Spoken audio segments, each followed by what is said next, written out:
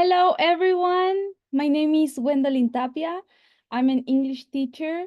I'm a mentor in the cohort number 7.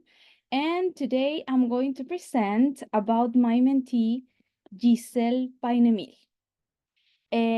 First of all, I'm very excited to share with you this inspiring journey of Giselle, a dedicated teacher from the Chilean countryside as part of our recent mentoring program. Giselle teaches at a small school called Reducción Monteverde near Temuco. Her circumstances are very challenging. She has to travel 2 hours to reach her school, where resources are scarce and internet connection is unavailable. Despite these obstacles, she is deeply committed to her students' growth, teaching multi-grade classes with an emphasis on English. Before joining the mentoring program, Giselle faced a number of difficulties. Her students had low English proficiency and were very shy, often hesitant to speak in front of their peers. Giselle felt frustrated, especially when traditional teaching methods failed to engage her students. Her lesson plans, while structured, were primarily teacher-centered, leaving limited opportunities for her students to practice oral skills. As you can see in the picture, the students are not engaged in the class, they are doing other activities, and Giselle felt very sad about this because she thought that she didn't have any tool or any strategy to engage her students. She felt that she had tried all. So, as you can see here, despite being the resource scarce and the teaching approach teacher-centered, Giselle didn't know much about formative assessment. So I asked her to mention what do you know or what are the knowledge that you have about formative assessment. And before stage number 3, she mentioned that she didn't know much about formative assessment. So the main goal of the mentoring program was to maximize speaking interaction between her students, but also we had to go through formative assessment in order to achieve that goal, in order to have a bigger picture, a purpose, and a final product when designing the lesson class and the lesson recordings. So, through the mentoring program, Giselle embarked on a transformative journey.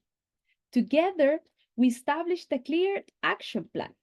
By the end of the program, she would create and deliver engaging activities that would build her students' confidence and communication skills. Using backward design, we structure lessons with student-centered approach. This allowed her to scaffold activities effectively, integrating listening, speaking, reading, and writing. So this change that we integrate in her lessons paid us a big reward after a lot of work during our action plan, because we went through a little bit of communicative approach and also through formative assessment concepts. So building all this change and changing this teacher-centered approach to student-centered approach paid us a big reward, because we could see a lot of progress with her students. Their students change a lot with a little effort.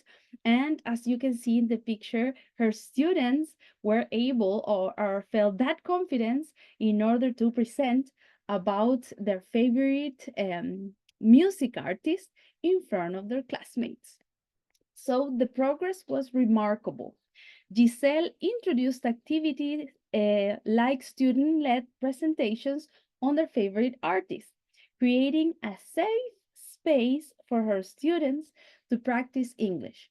At first, the students were hesitant, but over time, they became more confident and engaged.